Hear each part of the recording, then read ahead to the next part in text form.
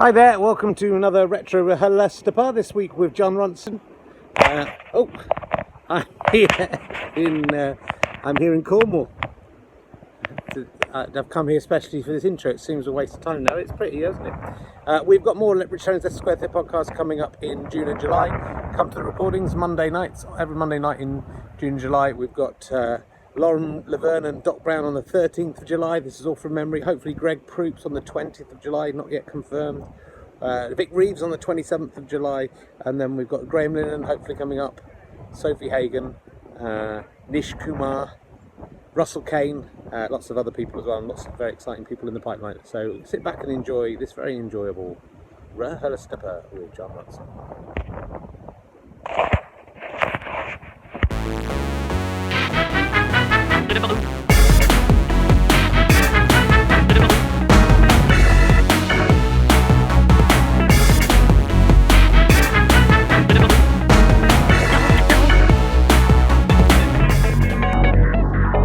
Ladies and gentlemen, welcome to the Leicester Square Theatre. Please welcome a man who wants to be stroked by Goldie the dog as he dies. It's Richard Herring!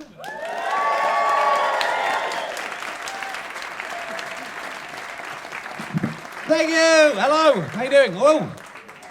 It's like a royal box at the start here with just two guys. There's only two guys right at the front. They booked the entire front row for themselves. I'll have to show the people at the video watchers at home. There's the two men. They'd planned a nice little evening out together. They thought it would be discreet.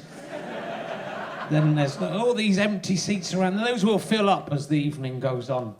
Possibly not. Anyway, welcome to Richard Herring's Leicester Square Theatre podcast, or as some of the cool people just recently have started calling it, Leicester. You're very good. This is the last recording day. Oh, no, that's given away that we don't. When I say you're much better than last week's audience next week, that's going to wreck it. So anyway, yes, it's the end of the series coming up. So we've got two podcasts for the audience here today who are much better than last week's audience. Yeah, they are. Some of them are the same. And for people who've been watching on video or are literally here and can see me, during the course of this run, I have dropped from 90.4 kilograms. Today I'm 87.7 kilograms. So hopefully you can sort of see that as you watch. If you watch Meaning of Life, my other show, Rich Herring's Meaning of Life, I was about 96 kilos at the start of that, and that's going on for another 2 months. So hopefully, it'll be, if you watch it backwards, it'll be like, no, that's just foolish.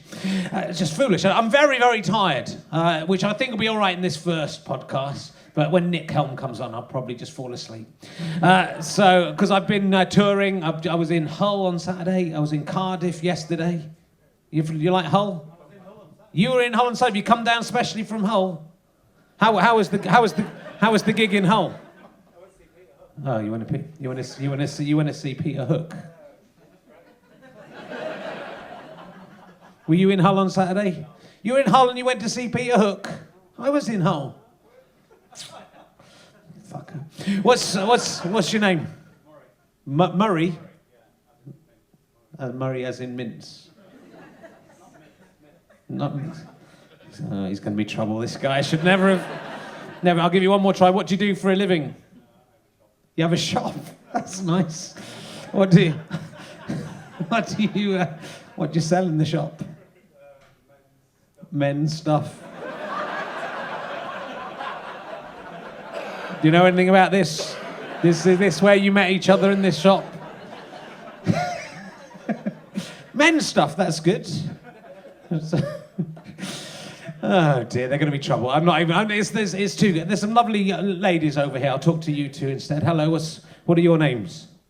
Catherine and Alice. It's very nice. Is this the first time you've been to see this live? No, you've been on a few times. Have you still come back? Never picked on you though before, have I? No. What do you do, Kat? And when I say picked on you, had a lovely conversation with. What do you do for a living, Catherine? You're a receptionist. Whereabouts do you recep? In Melbourne, Australia. You've come a long way for this. This is wow. And what's the business? The accountants, not like him. Fucking dill. He's got a dildo shop. That's what he's got. He's got a Just massive dildos, that's what he's got. And only men are allowed to use them. That's the worst thing about it. Girls come and go, oh, but like, No, you can't have that. That's a proper job. And are you from Australia also? No. How did you two get together? It's a crazy... You just met, literally just sitting next to each other. Oh, you look like such good friends. Let us know how the relationship gets on. I have got a video camera, and I would love it. If you've really enjoyed the series, if you've really enjoyed it, because I don't really get paid anything for this, so if you've really enjoyed the series, that would be the best way to... If you became friends, and then Leicester. So, welcome everyone. Oh dear. Last week. I got a bit overexcited. It was Harry Shearer, and then I talked to Susan Cabot, and I was a bit tired and overexcited by the end of the second one. So I apologise for all the things I said last week. And you know what? I'm going to apologise in advance for all the things I'm going to say during this. Let us crack on. I think I've warmed you up there, good and proper. No one could argue with that. Actually, before I do, I've got two. I'm quite obsessed with the Dirty Britcom Confessions website. If you've been listening to this series, there are two new ones that have come up about me, which again I think are from people trying to get read out in the podcast. But let's read them out in the podcast to make them happy. Well, the new ones are: please, can Richard Herring goose me already? Yes, but you have to tell me who you are, because if I just go around goosing people, I will get into all kinds of trouble, as many celebrities have found out. But I'm happy to do that as a service. If anyone just asks, does it work being goosed if you have to ask for it, or is it something that has to happen unasked for? I don't know. It's not something I would do. Someone else says, I'm constantly distracted by thoughts of Richard Herring in that flower bathtub, which... There's not many fans of As It Occurs to Me, which, thank goodness. So those are my two new sexual fantasies. You got any sexual fantasies about me, Murray? No? Not yet. Still time. I'm a bit worried about you two sitting there. It's like there were people sitting here, and they've either disappeared or they've decided to leave. So one way or the other, you two are going to be trouble. Look, let's crack on. We've got a fantastic first guest. He is a man who is probably best, you'll know him best, because he was the manager of the 1980s indie band Man from Del Monte. That is why you have all come out. Will you please welcome Jon Ronson, ladies and gentlemen? Come in, welcome. Sit down. Pull up a mic. There is more... you can take it out there, otherwise it's going to get weird. Hello. There's more beer for you there, should you require it. I do feel that you would have all heard of the Man from Del Monte had they landed less inept management. Yeah, it might be the manager's fault. But you weren't the manager for the whole time. No. You were the temporary manager. I was the manager for 3 years. Oh, that's quite a long time. Yeah. You should have made them a hit. I managed them into the ground. What happened with the Man from Del Monte? You must talk about this all the time, so we'll get this out the way first. I was fired for having an affair with the singer's girlfriend. That was a mistake. Yeah. And so it was a rightful firing. Also, at the same time, you're allowed to do that if it was her choice as well. It coincided also. I was in the Frankside Bottom O Blimey big band, yes. And it coincided with me being fired from that too, for tax reasons. Chris owed £30,000 back tax, and he stood up in court, and the judge said, "This is a very serious matter. Have you considered a payment plan?" And he said, "Would £1 a week suffice, my lord?" And the judge said, "No, it would not." So. And was he wearing his head? He wasn't wearing the head. So that is Frank Sidebottom, who I'm sure we'll get on to later. I thought of a good joke, which would have been really funny if I'd said it just when you were talking about it. But the Man from Del Monte's girlfriend, she says yes as well. It's still quite funny even now. But imagine if I'd said it, I thought about it 1 second too late. That's just because I'm a little bit I'm just off my game, just slightly. Usually that would be fine. I'd love to know, but does anybody in there? There's like 300 people here, so this is presumably. Does anyone remember the Man from Del Monte? Yes. Wow, 2 people. Do you remember any of their songs? Do you remember any of their songs? Yes. Yeah. Water in My Eyes, Drive, Drive, Drive. See, you're a good manager. You remember 2 of their songs. It could be better than that. So, what were you doing? What was that? How did you get into band management? What were you doing around in the mid '80s before you became a journalist? Basically, I was the social secretary. I was the ENT secretary at the Polytechnic of Central London, and in fact, the guy who was doing the ENTs at UCL was Ricky Gervais. Yeah, and so we were like, we'd book the bands, and I'd have to say ENTs. They'd phone up, and I'd say ENTs because that's what my predecessor said, and I was like, I'd been shadowing him, and one time the phone rang, and I said ENTs, and the voice said, "What?" And I said, "ENTs." And he said, "Oh, Jesus, I thought you said ants." And he said, "Listen, Frank's supposed to be playing in London tonight, but our keyboard player's had a nervous breakdown, and so we're going to have to cancel it, unless you know any keyboard players." So I said, "I play keyboards." And he said, "Well, you're in." And I said, "But I don't know any of your songs." And he said, "Wait a minute." And I heard, and then he came back and he said, "Can you play C, F, and G?" I said, "Yes." And he said, "Well, you're in. Turn up at the Cricketers at 5 p.m. And Frank's real name's Chris." And then kind of put the phone down. Yeah. And so I went to the Cricketers in the Oval. Yes. And I found out by then that Frank was Frank's side bottom, but he wore a big fake head. Yes. And I was wondering, I saw these men playing with leads on the floor. And I thought, which one of them is Frank? And they all turned and looked at me, and I thought, would there be some kind of facial clue?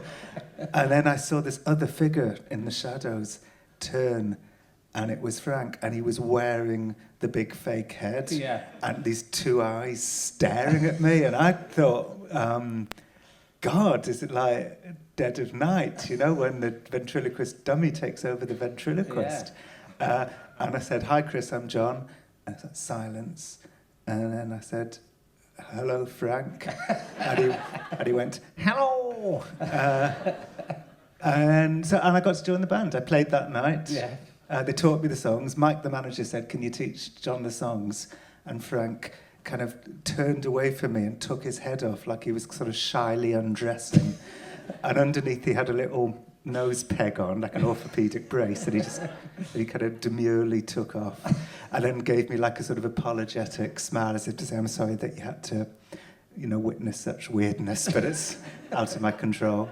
And taught me the songs, and they were all C, F, and G, and the odd A, but not the full range, not the full 16 notes, or however many there are. I don't know. None of the black notes. Yeah, no, God no. Actually, that's not true. In Anarchy in Timperley, we played the black notes. Okay. "Oh, I am an antichrist," and that was black notes. Right. Yeah. And as professional keyboardists call them. Yeah. And then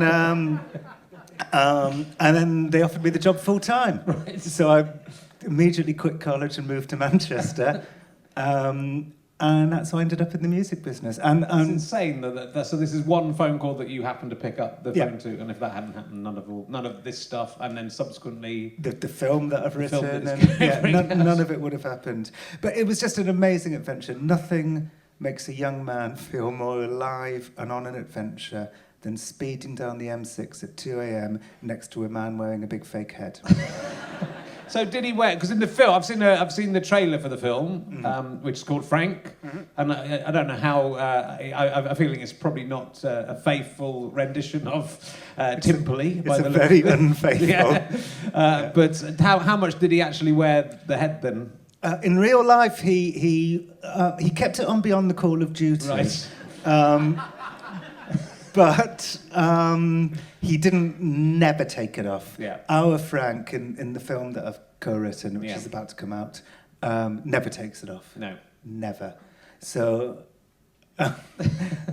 so he has to say, so as not to be too intimidating, he has to say his facial expressions out loud. Yes. like lips, my favourite one of these. I co-wrote it with Peter Strawden. He always got annoyed when I made the dialogue too mannered. But a couple of my mannered lines got through, and one of them was one of Frank's facial expressions. He announces his lips pursed together as if to say enough frivolity.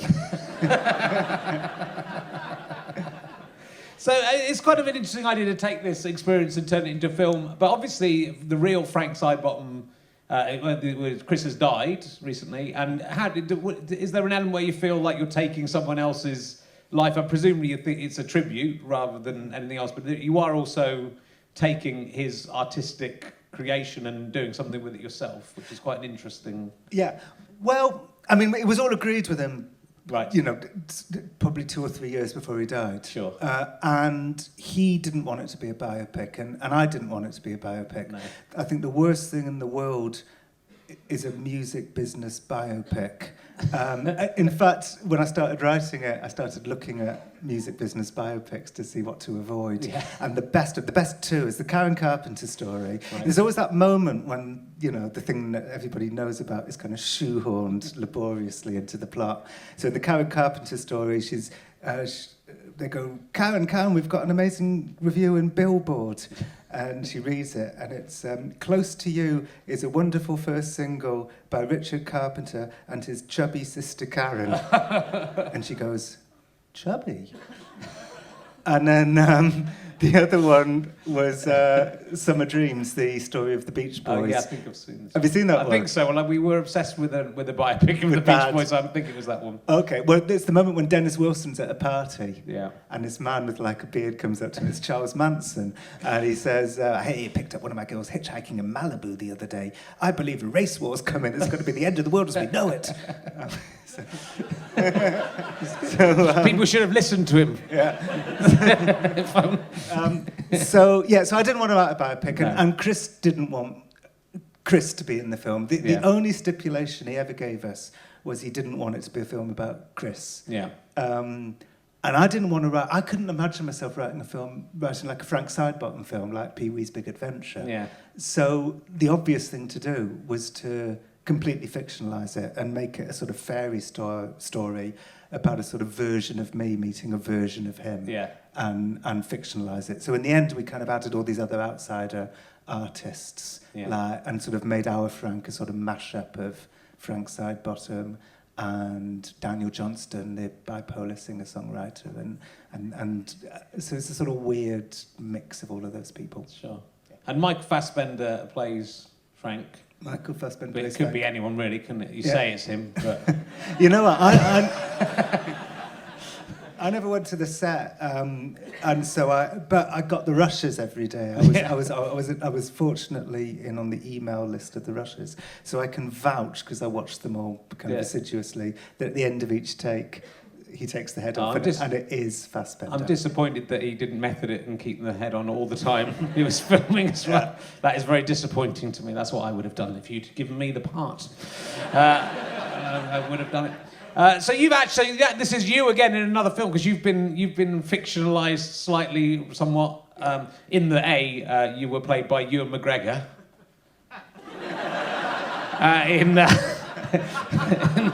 The Men Who Stare at Goats. Yes. So this is is there more than that? Or have you only had 2 films where you make an appearance? Again, it's quite a good-looking actor. I'm not saying you're not good-looking, John. Yeah, no, it's only the 2. Yeah, that was hard. Yeah. I don't know, people... should I explain? Do they know who you are? I don't know if they do. No. Actually, explain maybe The Men Who Stare at Goats. We can talk about The Men Who Stare at Goats. The Men Who Stare at Goats was... I just chanced on this story. I was in Hawaii, and I met a man called Glenn Wheaton, who was a soldier, Special Forces soldier, and he was part of a secret military unit called Project Jedi. When you say you chanced across the boat... Well, we didn't just meet him in a bar. I mean, we knew, that he existed, and we said... Did he just ring you up? You went, "Ent!" We went... It's like a code word. Oh, we have to tell him everything. I think we found him because we were doing something on remote viewing. Right. Remote viewing's like the US Army used to have a team of secret psychic spies in a condemned... which sounds great, right? Black Op secret psychic spies sounds like the best job in the world. It's actually the worst fucking job in the world. Because because they're Black Op, they had no coffee budget, so they had to bring their own coffee into work. And after 20... And no, they couldn't get repairs done on their condemned clapboard building. And they basically had to stay in this fucking building, bringing their own coffee into work, trying to be psychic for 20 years. It's like the worst fucking job ever. But they wouldn't know where the best coffee was being made, though, so they could just go, here it is, let's drive there. Well, it would have worked. But it was through them I heard about Glenn Wheaton. Right. And he was part of the secret unit called Project Jedi. So I met him, and he said that Project Jedi was a series of levels. Yeah. And I said, what was level 1? He said, level 1 was observation. You walk into a room, how many chairs are in the room? The super soldier would just know. So it's the main threat against soldiers, a chair, so they do have to know they... So I said, what was level 2? And he said level 2 was intuition. You know, a fork in the road. Do you go left? Do you go right? You go right. It's true that these guys... That's not intuition, that's you just go right. That is just deciding... You decide based on intuition is the answer to that. So I said, what was level 3? And he said level 3 was invisibility. So I said that's quite a leap from I said, what, actual invisibility?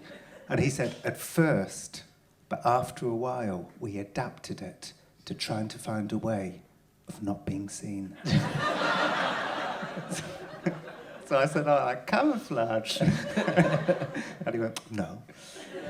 And then level 4 was they had a master sergeant that could stop the heart of a goat. Yeah. Just by wanting it to stop.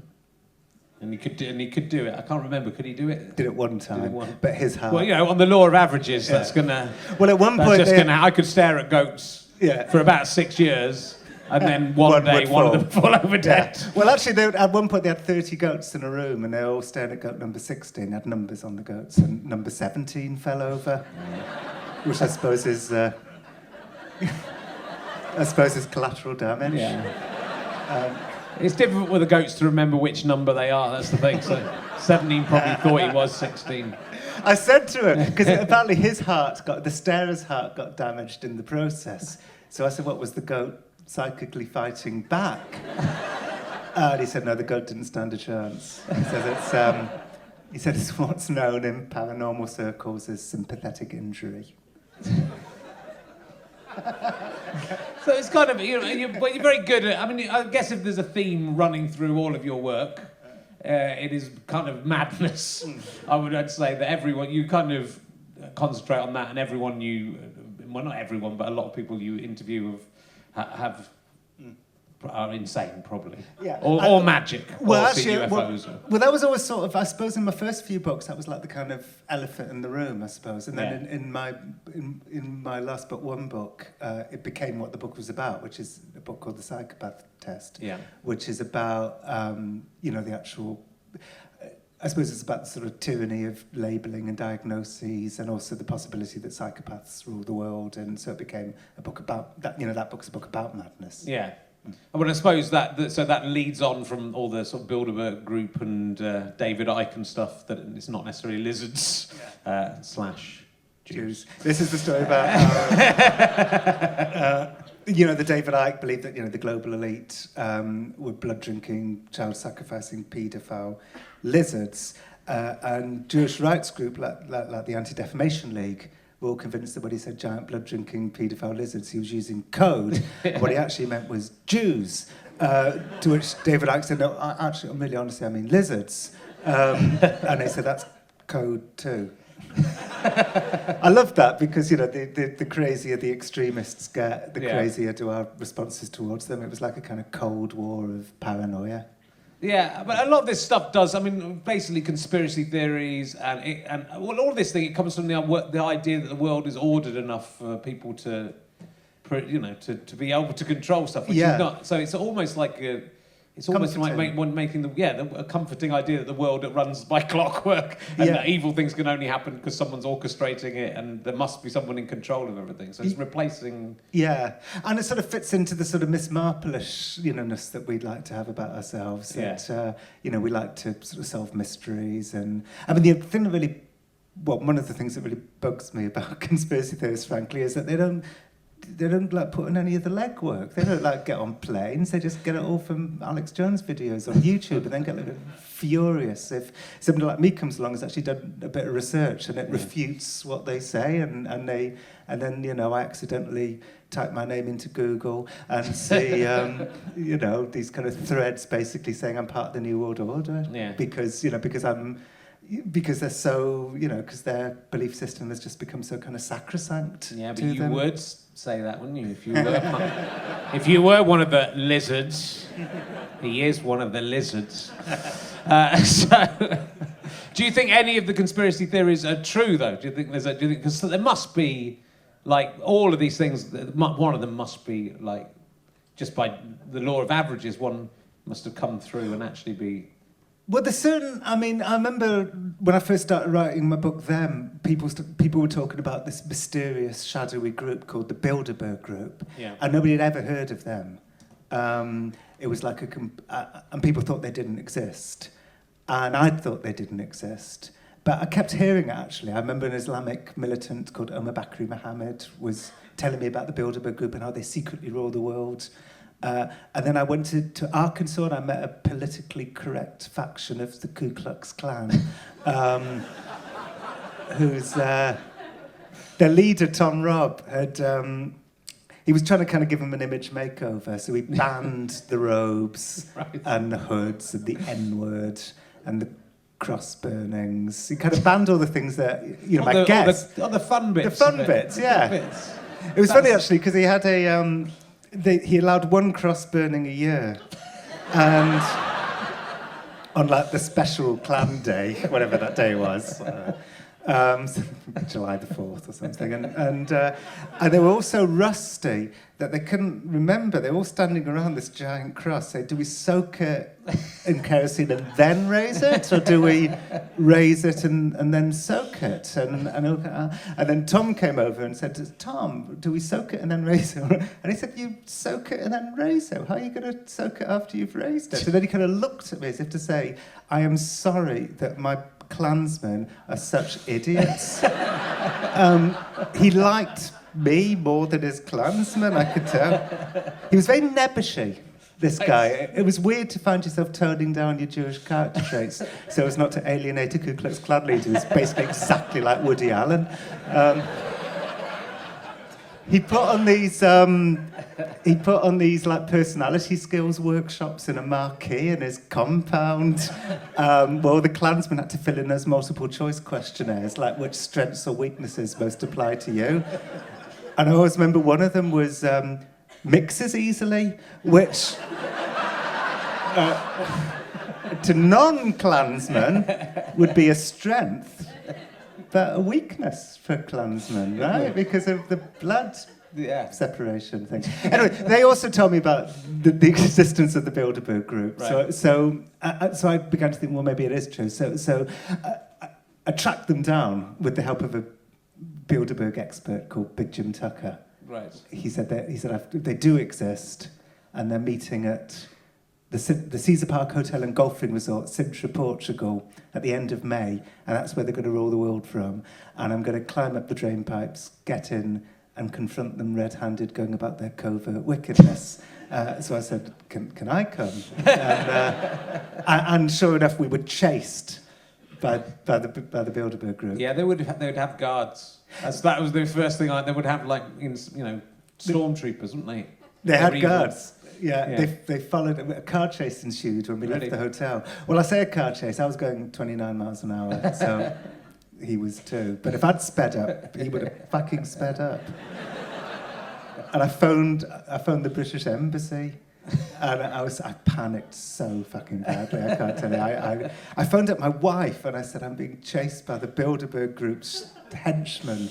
But I said, and it's just, I'm way out of, this is not working out, and I'm so sorry, and I don't think I'm ever going to see you again. And she said, oh, you're loving it. She was right. How did you escape? Well, I phoned the British Embassy, and I said, I'm being chased by the Bilderberg Group, and she went, and then she went, go on. And I said, I just heard you take a sharp breath. And she said, well, what are you doing here? She said, and I had my hand to God, she said, Bilderberg is much bigger than we are. We're just a little embassy. She said, what are you doing here? And I said, well, I'm essentially a humorous journalist out of my depth.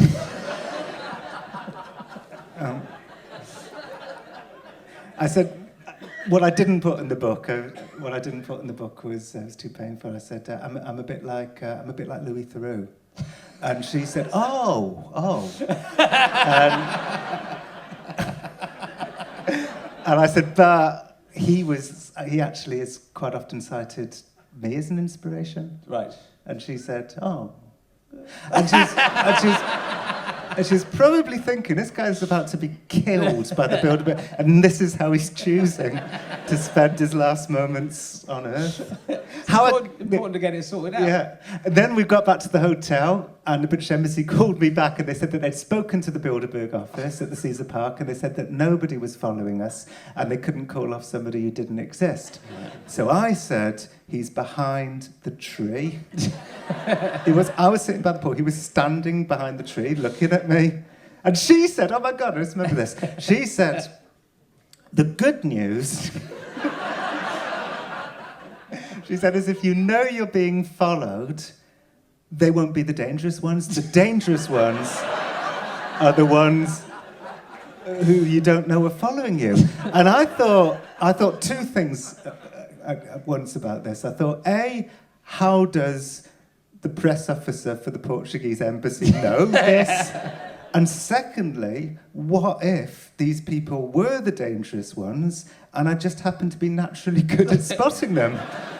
But also, it must be embarrassing to be one of the second-tier Bilderberg henchmen with the reputation that you aren't very good at what you're doing. It's like, they must know, well, we never get to go out with the other guys, the invisible guys.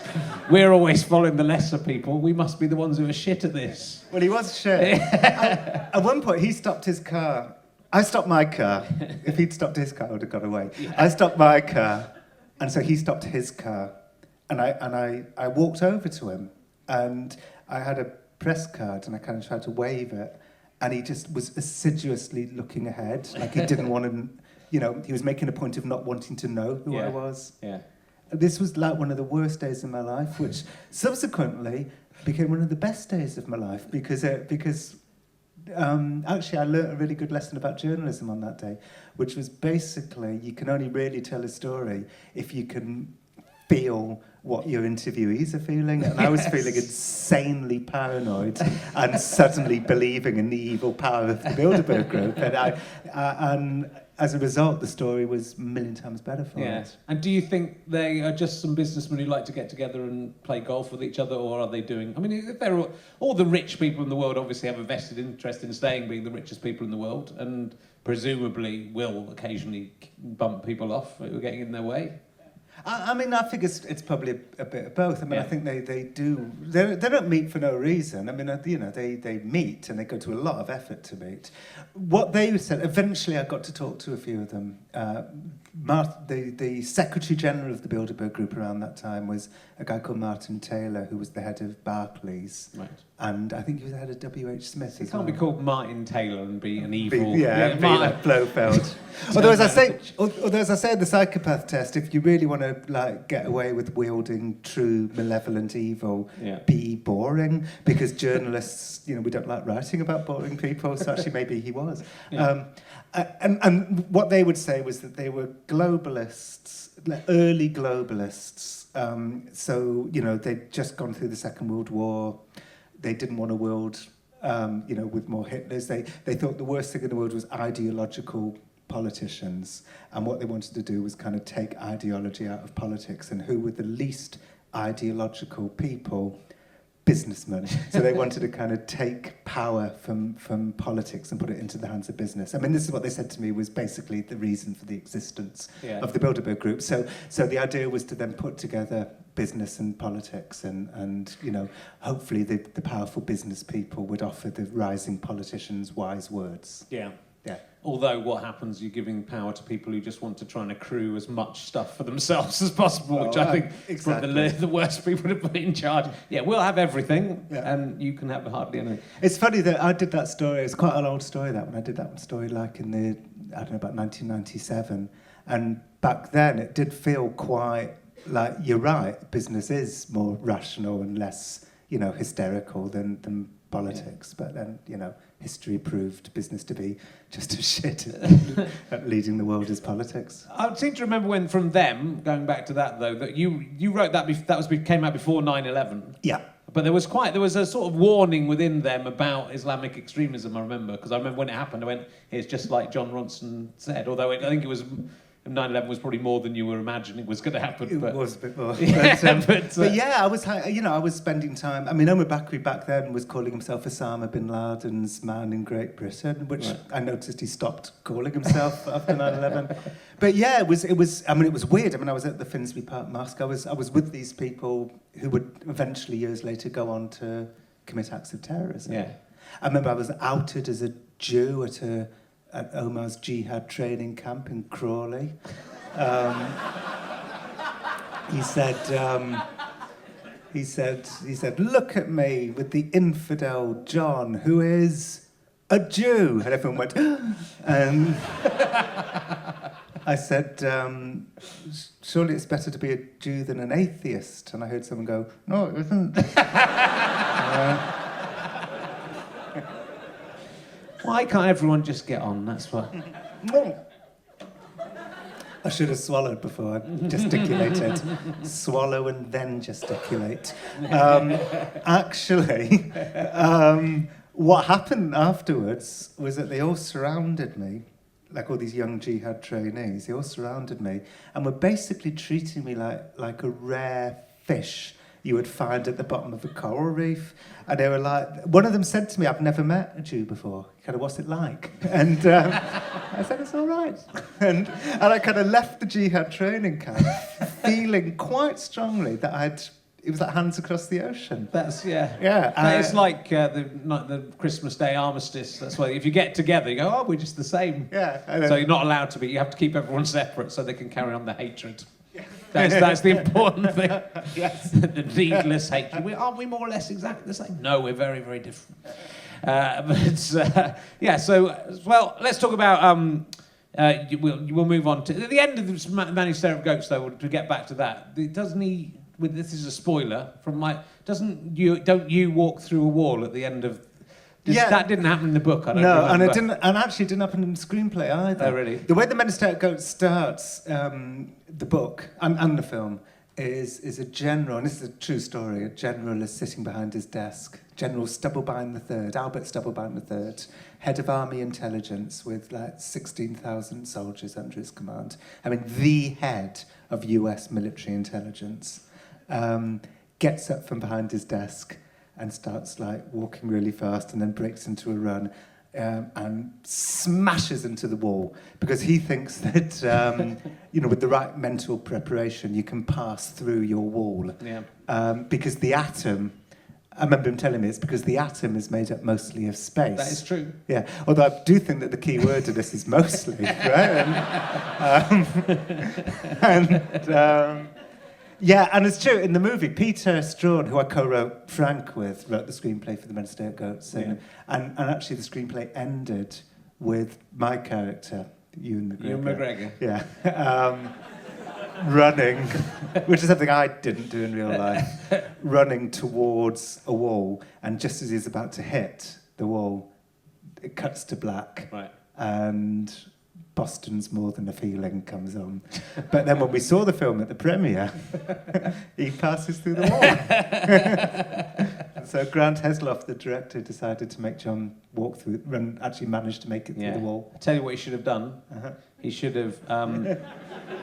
it's not what you're going to think. I'll tell you that later. He should have had Ewan McGregor come out of the cinema screen in every showing of it. Should have run at the wall. And then Ewan McGregor bursts out and goes, that'd be fucking brilliant. He should at least have done that at the premiere. Yeah. But it would have been pretty cool if he'd done it every single showing. And the actual Ewan McGregor had to just drive around and time it very carefully. Next time, try that. Yeah. And he should have put a Shrek in it as well. Are you happy now? You happy? First, I think that's the first time. First time of the series. What about they had a gay bomb as well? Was this the same? These are the same guys. Yeah, these are the same men. So these are stories I'd forgotten all about. Yeah. You're right. They were trying to. As well as trying to walk through walls and kill goats just by staring at them, they also had developed a range of non-lethal weapons, and proposed or developed. Yeah. And one of them was there was a race-specific stink bomb. Right. There was a net gun.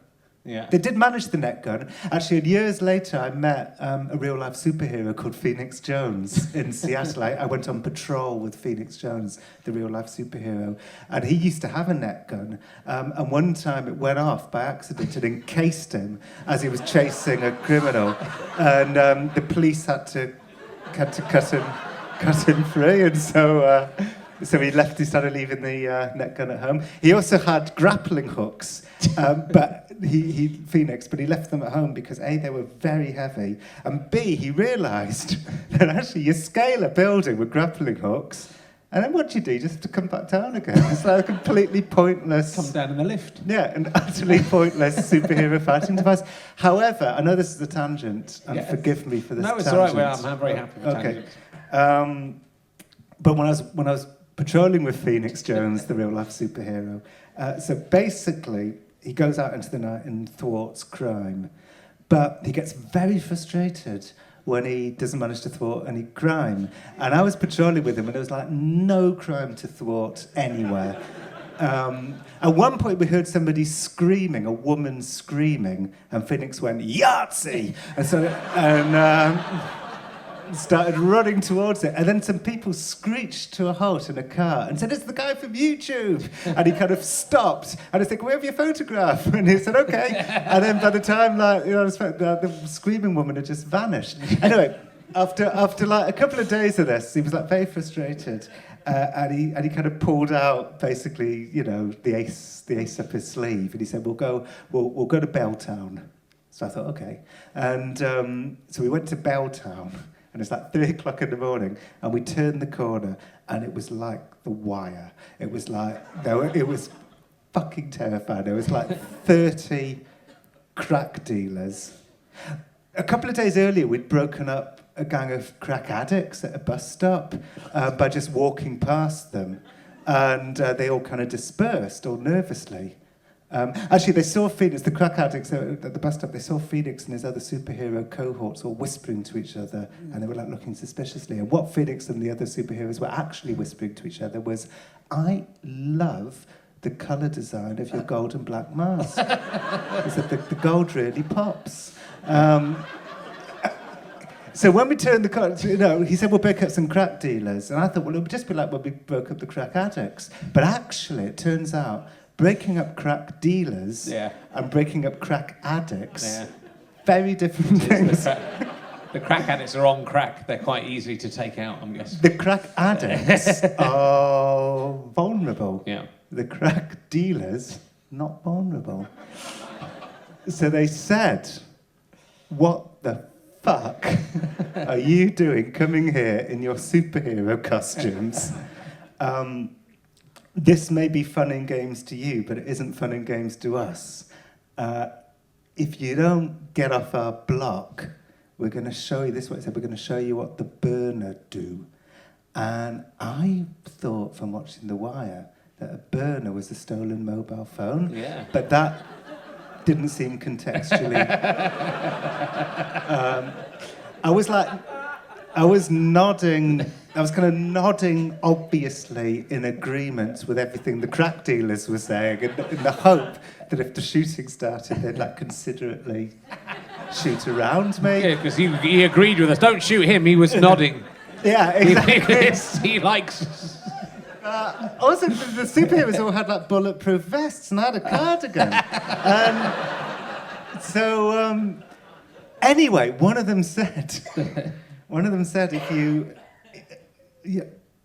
they walked away, and then they all came back, and they had their hands down like their sweatpants as if they had guns under Yeah, there. Yeah. And then they came up to us and they said, and I really thought I thought this was it. This was worse than the Bilderberg group. And Phoenix said, do we stand or do we leave? And the other superhero said, we stand. I thought, fuck. And then they said, we ought to kill you right now. But if you're stupid enough to stand here, if we don't kill you, we're just going to have to go home. And they did. They all dispersed and went home. Phoenix won. And no. Was that an awe of being on the crap dealer's side? Which I don't know. I've got mixed feelings about it, frankly. And they decided we're never going to deal crack again. We've realised how wrong it was. Phoenix said to me, we're just going to stand here for an hour to consolidate the block. Do you want to stand with us? And I said, no, I do not. I'm very annoyed that you put me in this situation. And when you're breaking up the crack addicts, I've just got a view, it's like in those old sitcoms where there's a drunk on a wall drinking a bottle of whiskey, and then something unusual happens and he looks at the whiskey and throws it away. Is that how you dealt with the crack addicts? Looked at their crack pipes and look at those that's enough crack for me. I'm moving on from crack. Yeah, but no, that was a long digression. But basically, the Minister of Goats people were also trying to develop the gay bomb, which was basically a bomb that you'd drop and it would release pheromones that would turn the enemy gay. They'd be so confused that the Americans could go in and win. I think it'd be more dangerous for the Americans to go in. Everyone's telling who are these attractive men who've just arrived with their big guns. Could work. It could. It could. Just making you gay doesn't mean. I mean, sort of. They might all just start getting off with each other and then not be worried about. It doesn't mean you can have sex with each other. Well, my guess is that it's the suddenness of the gay thoughts would make them take their mind off warfare. Yeah. I would think that some kind of bomb had been dropped on me to make me gay. That's what I would imagine. And, I mean, you've talked so many... I'm not even going to get to any emergency questions, but it seems a shame to... see.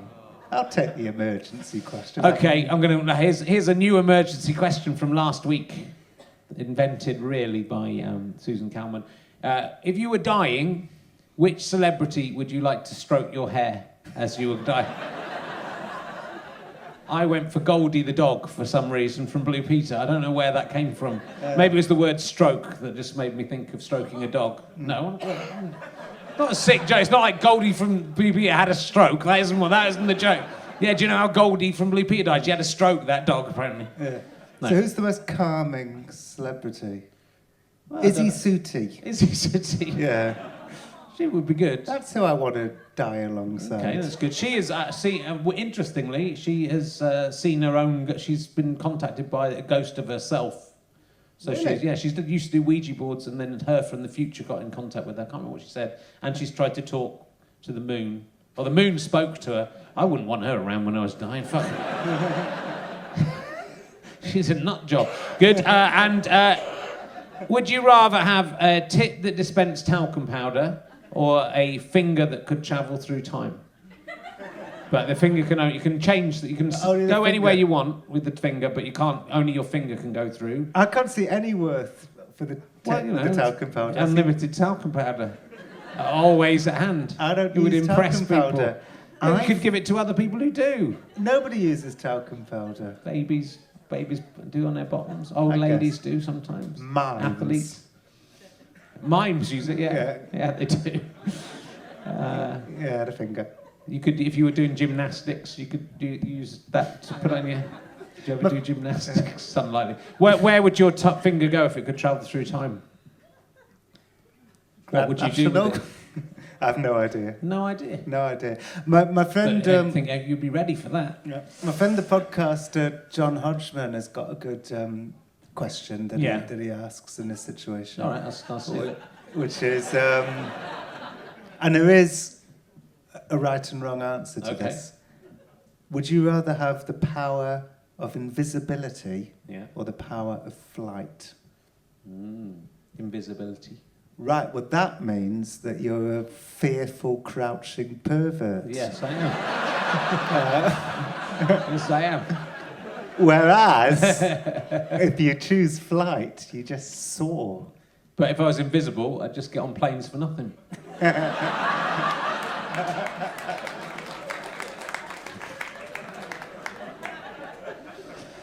If your penis could travel in time, who would you have sex with in history? But it's only your penis can go through, so it would still be like having sex through a sheet or something. Yeah. Or a glory hole. It is. But it could go to anyone, and you'd have their permission as well. Yeah. I'm thinking the silent star Clara Bow. Oh, really? Yeah. Just because she doesn't say much.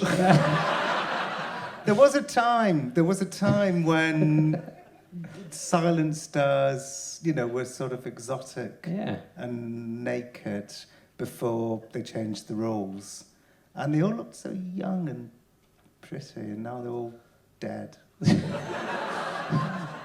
So it'd be nice. Well, I feel that, I feel so. When I even listen to old radio shows, and all the people are laughing, I think they're all dead. Yeah, I think all those people laughing, all dead. I can't watch old films anymore. Every time a dog walks in, I think that dog's dead. It's awful. Yeah.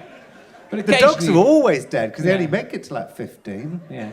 The dogs are always dead. It's when even the people one day people will be listening to this, maybe not very many people, in 50 or 60 years' time, and you'll all be laughing and they'll go, all them dead. They're all dead. All dead. The laughter of the dead. That's interesting, yeah, good. So, silent star. And you are a gonzo journalist. That is disgusting. You're excited now, aren't you? Does anyone ever get confused about what you're going to be doing? So no, other people don't know enough about pornography to get that joke. No. Okay. Just it's the same style. You are a gonzo journalist in the same way that the gonzo pornographers work. It's a POV thing. Do you know? Have you heard of gonzo pornography? No, I haven't. But you're right. It's POV. It's POV. Well, yeah. So it's a POV thing. So that's why it's called gonzo, because it comes from the same thing as gonzo. Yeah, I get that. I did it because I just felt it was kind of ridiculous to not admit that you were in the room. It was it was crazy, because of course, the first thing that happens when a journalist walks into a room is that everything changes, and if you don't admit that, then you're being dishonest. So that's why I started, putting myself in the stories. And do you ever get yourself confused with Louis Theroux? Because even after I read all about you and because when I'm thinking back, I'm thinking, was that John or was that Louis who did that one? I've noticed that. And even now I've read everything about you, I'm still kind of going, I must be careful not to say the wrong. It was good when you talked to Jimmy Savile. Well, that's stuff. There was a time, actually, many years ago, luckily about 15 years ago, when I was kind of, feeling very competitive with Louis Theroux. And I used to think that we were like sort of conjoined twins, in that for one of us to grow stronger, the other must die. and all that passed, and it passed. If I'm being completely honest, it passed when my first book was published then, because finally I had something, that I could be proud of, because my documentaries, were...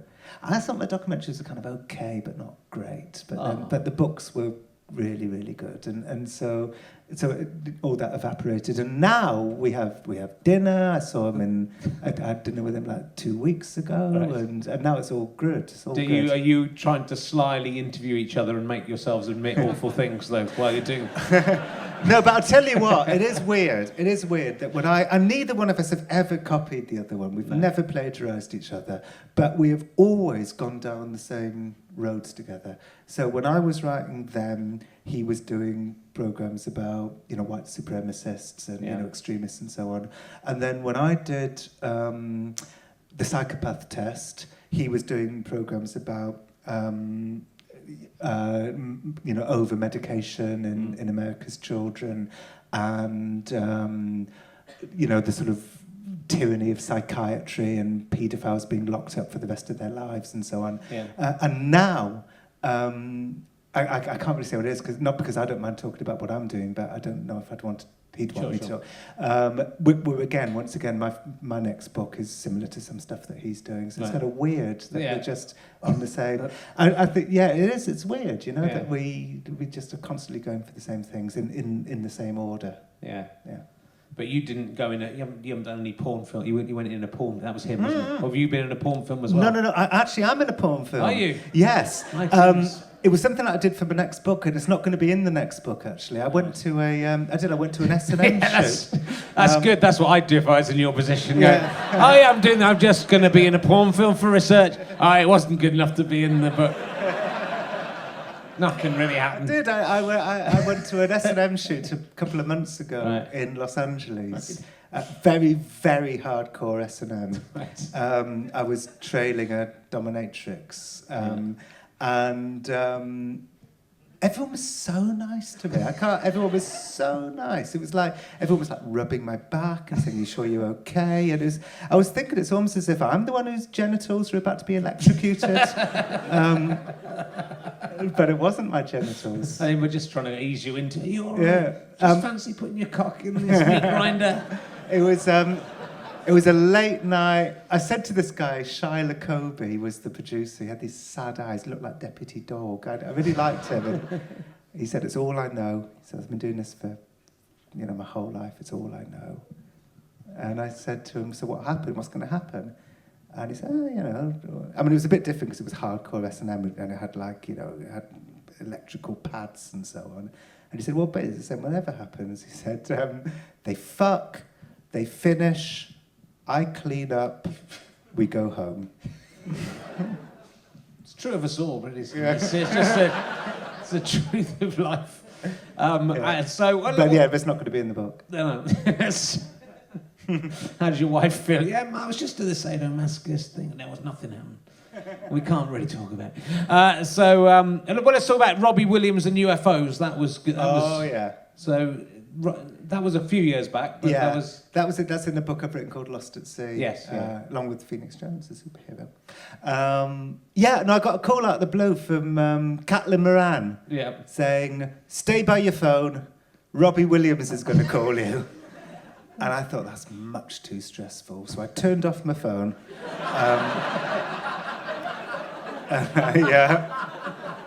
I went for dinner, and I came back, and there was this long message from Robbie Williams saying that he was over in England shooting a video.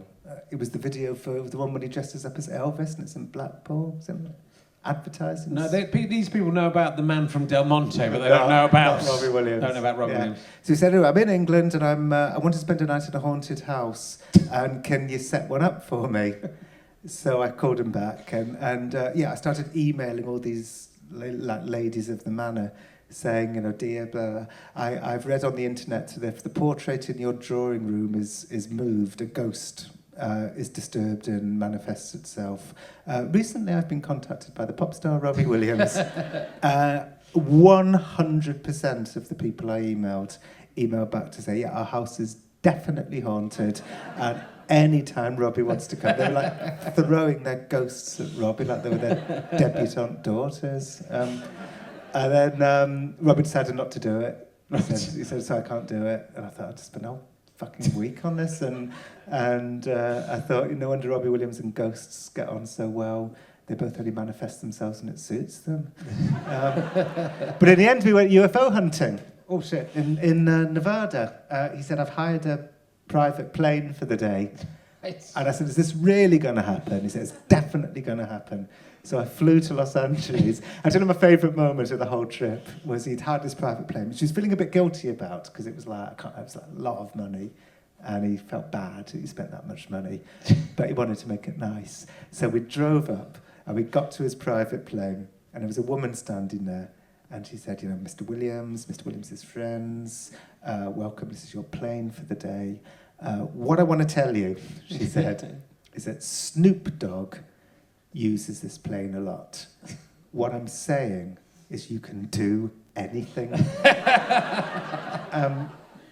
We all kind of looked at each other like what? And Robbie's friend Brandon said, "Well, can we stand up as the plane lands?"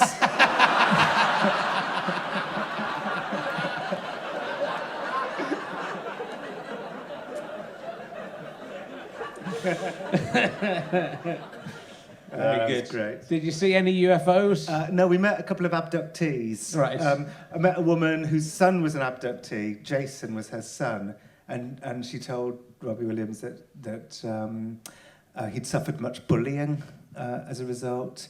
And Robbie said, well, when did the bullying start? And she said, well, it was when I brought out my book, Jason, My Indigo Child, Raising a Multi-Dimensional Star Child in a Changing World.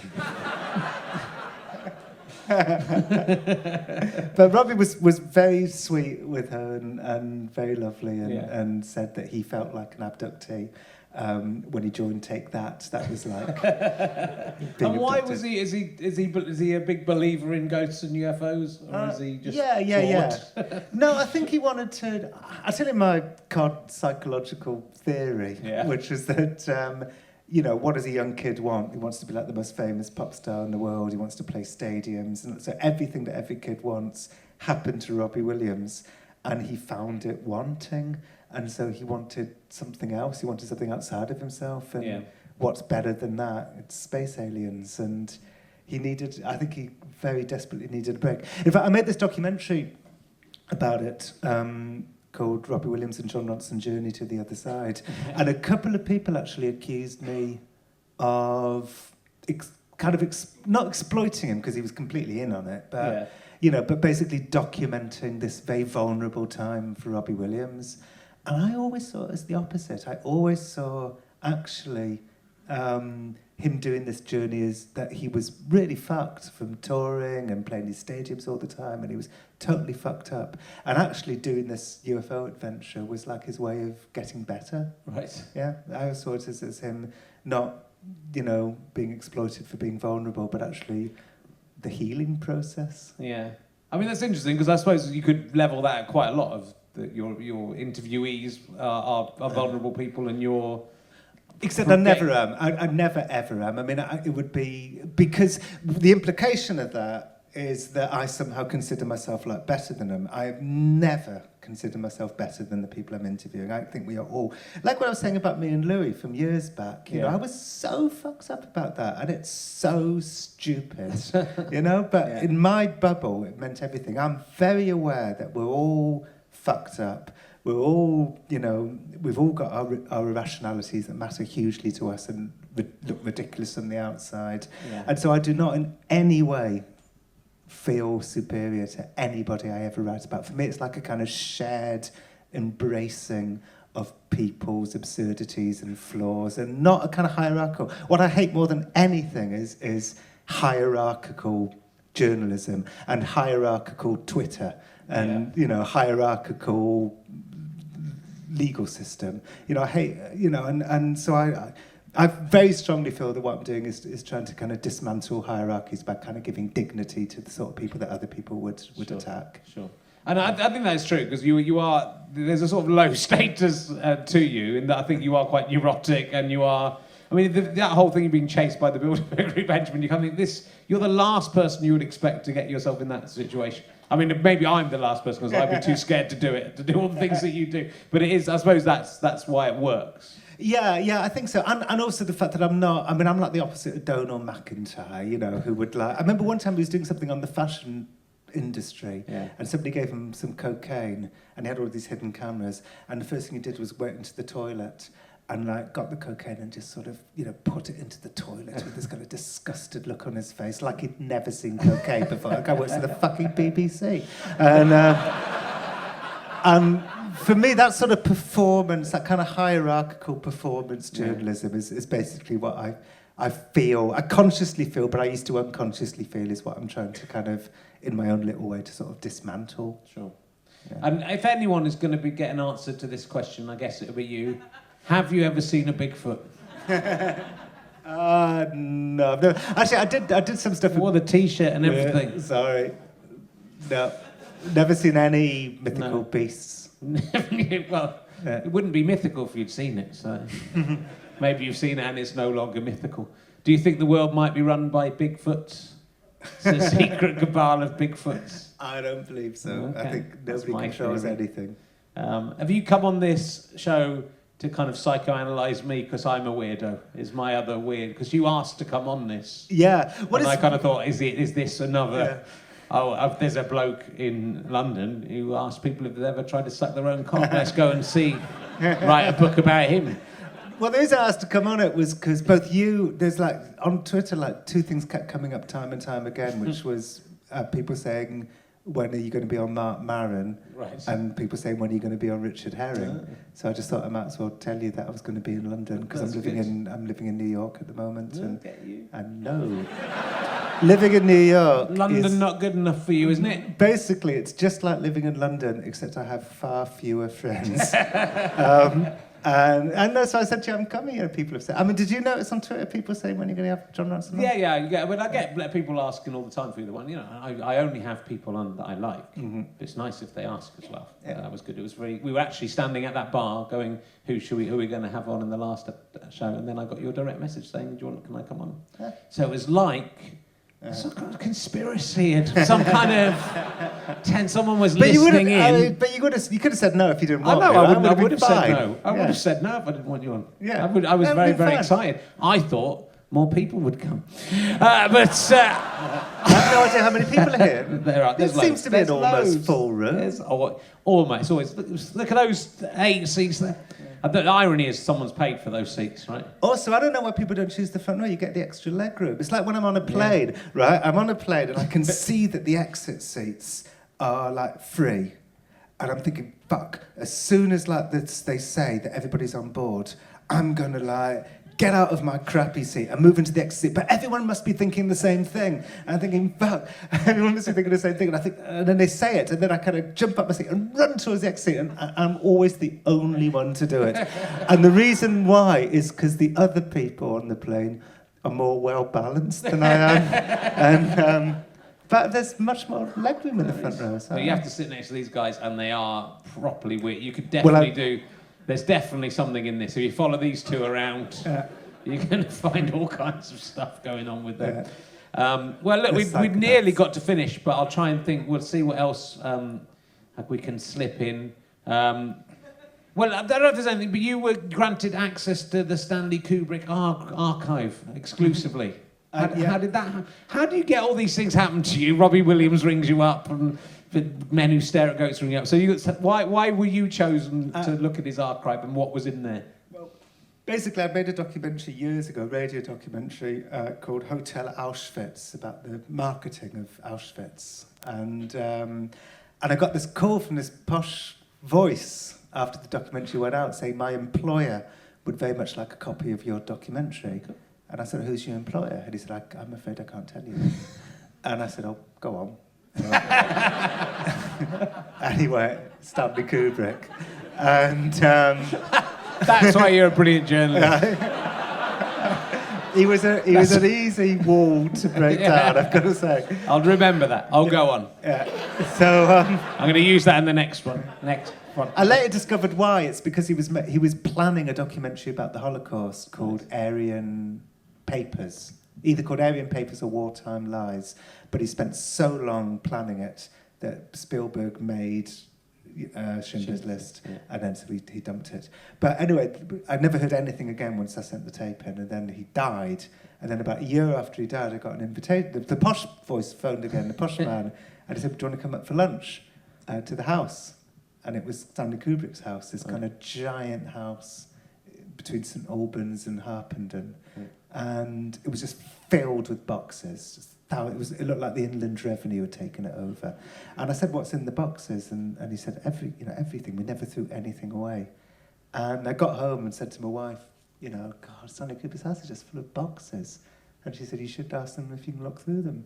So I did, and I spent years on and off going back and forward to Kubrick's house. So you had the journalist integrity to go on, but when you were in the house, can I look in those boxes? Yeah. That was your wife had to say. Yeah. Why didn't you ask to look in the boxes? Oh, yeah. I didn't think of that when I was there.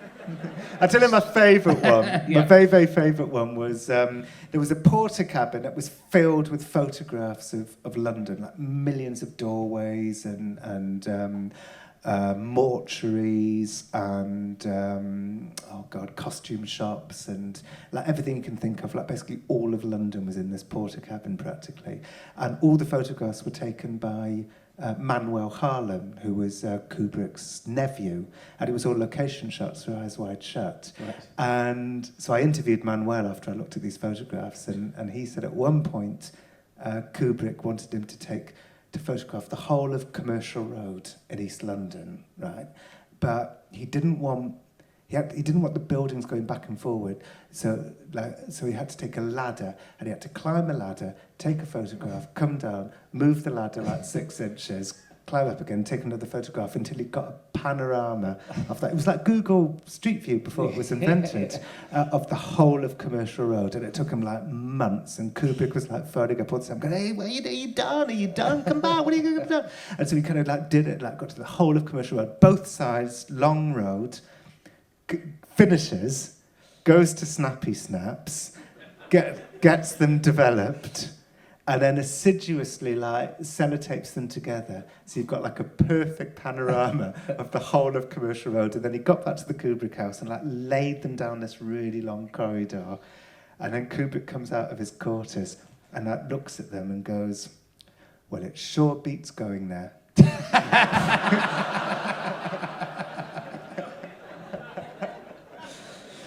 Brilliant. It's been fantastic talking to you. It's now 11:11.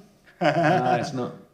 Yeah. Whenever he looks at his watch, it's 11:11. It's always 11:11, and it will happen to you all now. Your watch is broken. Every time you look at your watch, it'll say 11:11. Your watch is broken. It's not. It's quarter to 9. We didn't talk about Jonathan King. Maybe another time. Ladies and gentlemen, give a big round of applause to my guest, Jon Ronson. Fantastic. Thank you. Thank you very much. Cool.